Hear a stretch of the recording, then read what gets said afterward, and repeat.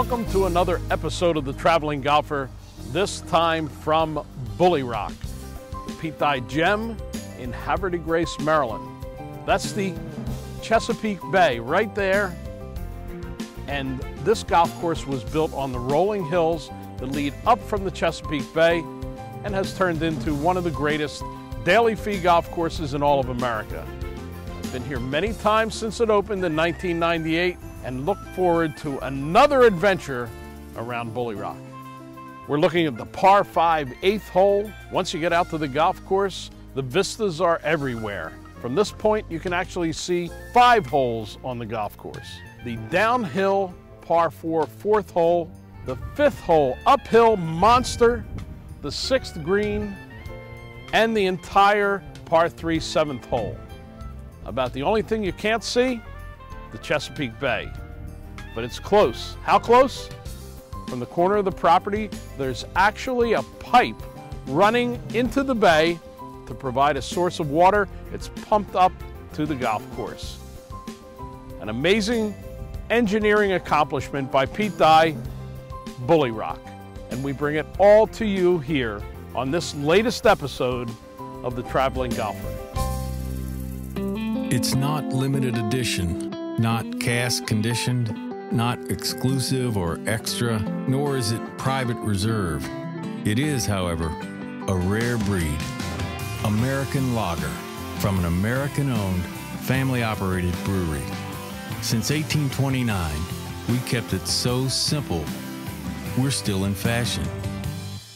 Fancy that. America's oldest brewery, Yuengling.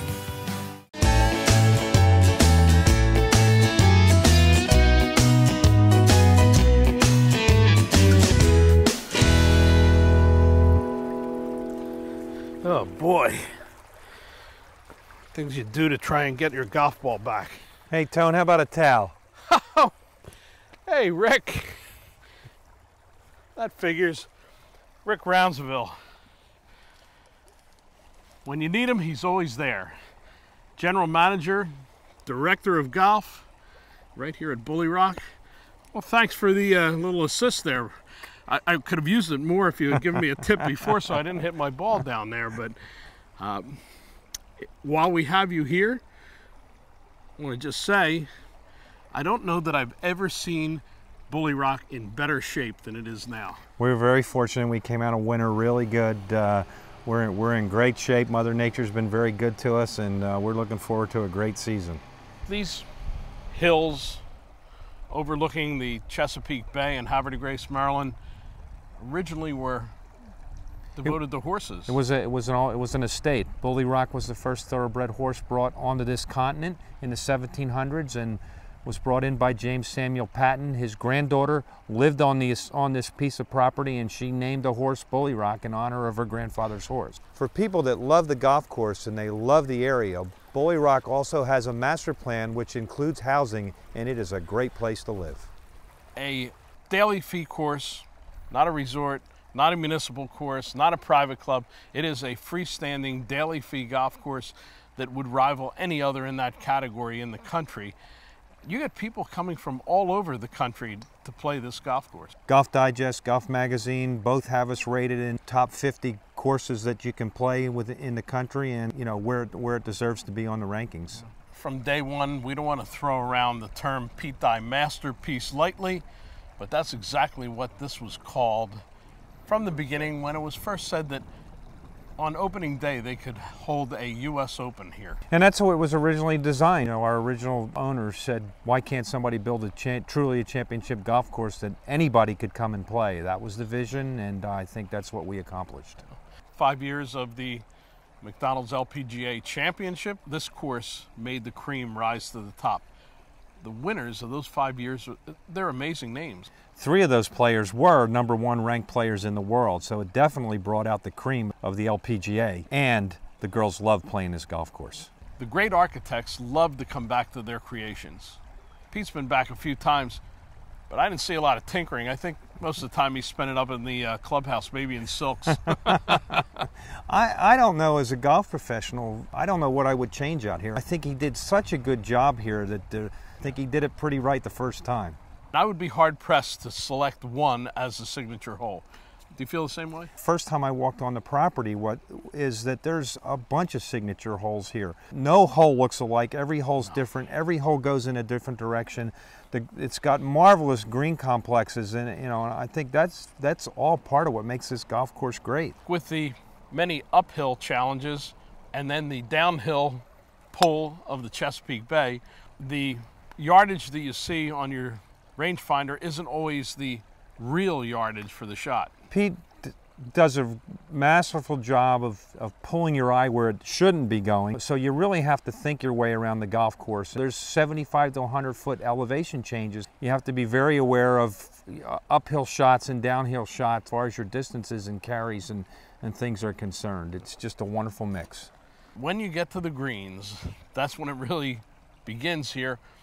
You mentioned that the green complexes are so well designed.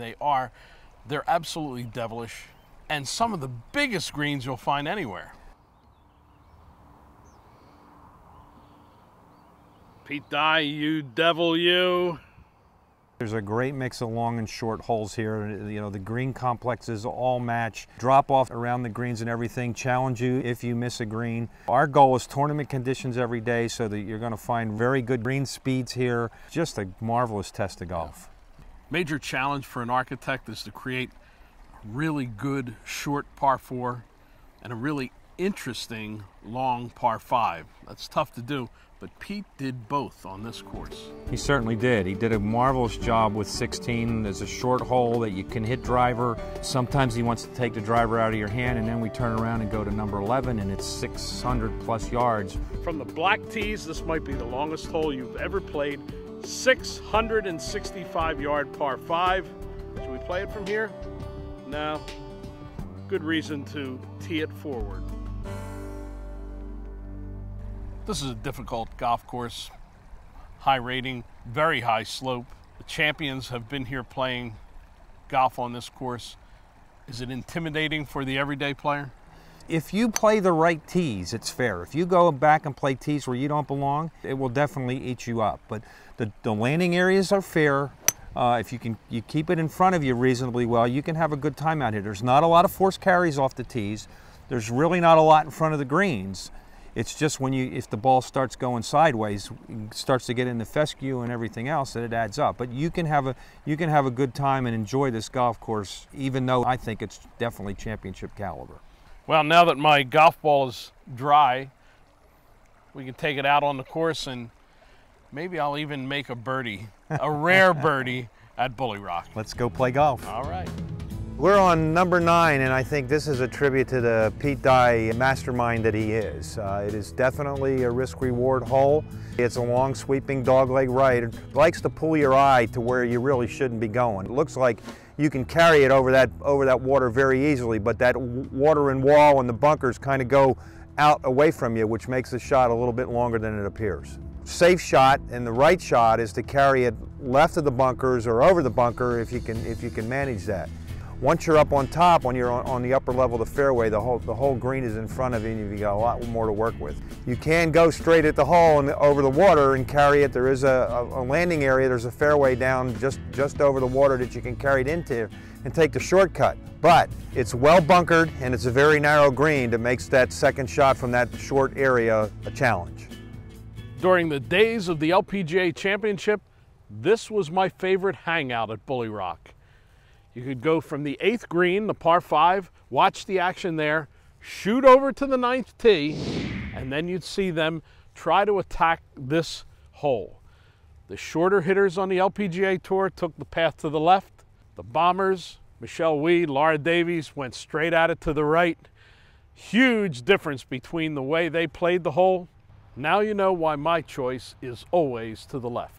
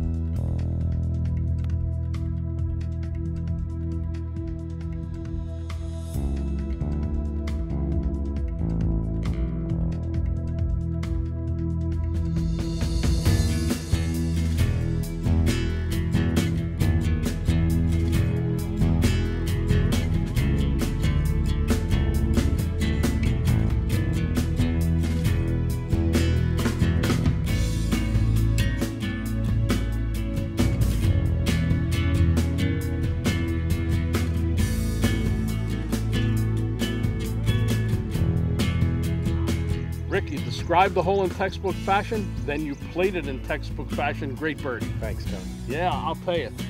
That up and down from up there was a good one too. You don't want to be there, folks. Trust me. That was a mistake that turned out okay.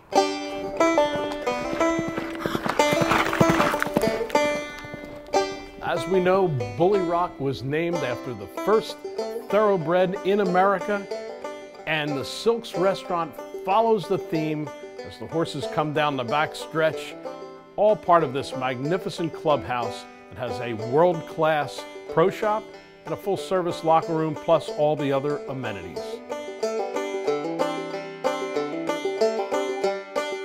We're with Brian Chester, Chef Chet, here at Bulle Rock. And even though he was schooled at the Culinary Institute of America in New York, he's a native of this Maryland area. Brian, you use a lot of the local flavor in your cooking here at the Silks. Yes, we do. Yeah. And today, obviously, is a seafood town, and we use quite a bit of seafood. And the dish we're going to show today is our signature Chesapeake avocado stack, which is a unique presentation and one of our best sellers. Can't wait to see how you do it. Well, we're going to show you. You're going to be my sous chef, and we're going to go over right now and make it happen. Uh-oh, I've been drafted. Let me get in uniform. Dish begins with a PVC pipe mold that we cut, and we begin with salad greens on the bottom. And we put a layer of local tomatoes, diced local tomatoes, then local cantaloupe, layer of that. Then we have a layer of avocado and crab meat on top. And then we press that into the mold to form it. And then we unmold it and top it with 2 jumbo shrimp and our signature citrus. And it's a great dish.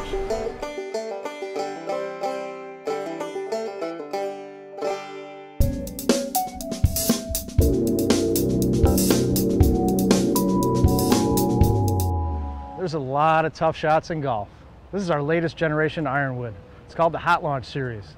As a leader in hybrid technology since they first came on the golf scene, this design combines a hollow hyper-steel body with a forged super thin steel face for more distance. The Hot Launch ironwoods are available individually if you want to utilize them more like a hybrid. But the really great thing about these irons is they're also available in a full set. These are really the most forgiving set of irons you can ever play. The head design is progressive, so they get thinner as you get down to the shorter irons. The longer irons are a little bit wider soled, which makes them easy to hit from the rough. These new ironwoods make a hole like this not so hard at all.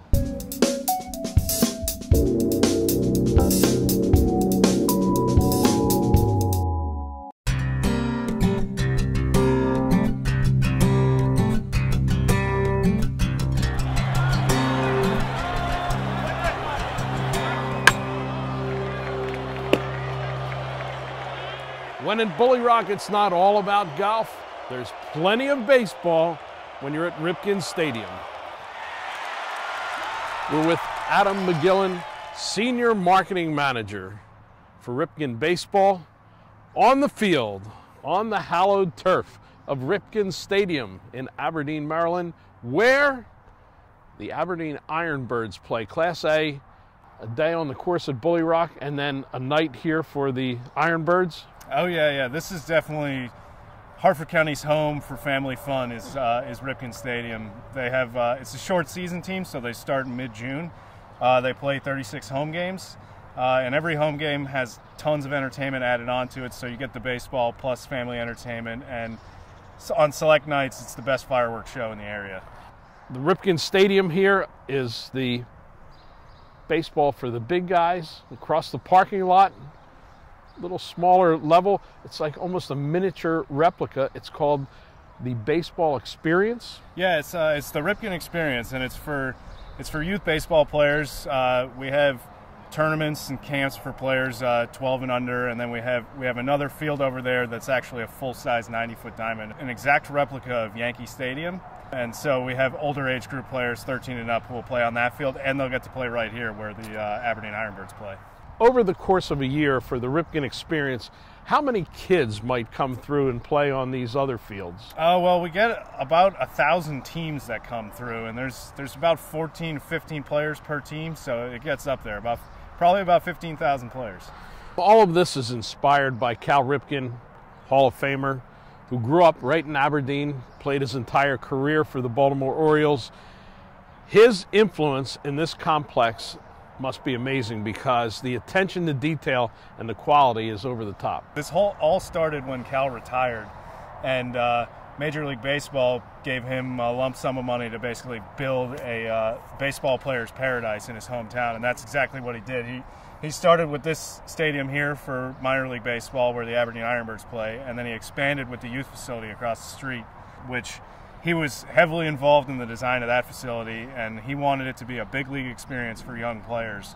So it's got recreations of all the best ballparks. There's a small Fenway, there's a mini Wrigley, there's a mini Old Memorial where the Orioles played before Camden, and then there's Cal Seniors Yard, which is a 2/3 replica of Camden Yards, complete with the taller wall and right, stadium seating, major league style dugouts for young players. So it's a pretty awesome experience, and he was involved the whole way in making sure it was the best possible experience for young players. I've met many baseball players over the years, major league players. Their favorite activity when they're not playing baseball is playing golf. For you golfers, try a little baseball at the Ripken Experience.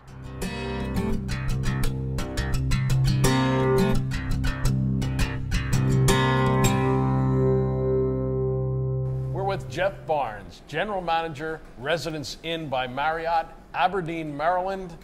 Convenience. Ripken Stadium right out the door, Bulle Rock right down the road. You're a lucky man. Yeah, absolutely. We have a premier spot here, not only for the baseball players and teams that come into the area, but we're maybe 7 minutes from Bulle Rock itself, so it's a nice, convenient, and easy drive. Of course, the complex is all baseball all the time, but even the hotel is made to look like the warehouse in the background at Camden Yards.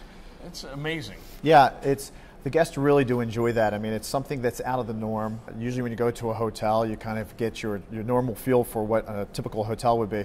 So it's nice here that this mimics the Camden Yards and overlooks the baseball field. So the whole feel to it itself is something that the guests really do enjoy. And the ownership here at the hotels has a little tie-in with Bulle Rock also, so that makes for a nice synergy. That is correct. That is correct. We have plenty of people that come in, and actually sometimes on the weekends with the baseball dads that come in and want to get away and shoot 18 holes at that Bulle Rock, they come back very happy. So we have a lot of people that actually will stay here and play golf there, either from the area or outside the area, and it's a great experience. Baseball and golf, golf and baseball, all of it together here in the Bulle Rock Ripken Stadium area. After a day of golf at Bulle Rock, best suggestion, just come down the hill to Havre de Grace, the quaint town. Its charm has been around since colonial days. There are great restaurants, bed and breakfasts. There's the Maritime Museum. There's the Decoy Museum, the duck decoys. And of course, there's the promenade where you can get close to the Chesapeake Bay. The calming waters, beautiful sights. This is a part of America that never gets forgotten by the visitors who come to this area, and the Pete Dye gem that lives on in the history of golf. It's been our pleasure to take you on yet another golf tour.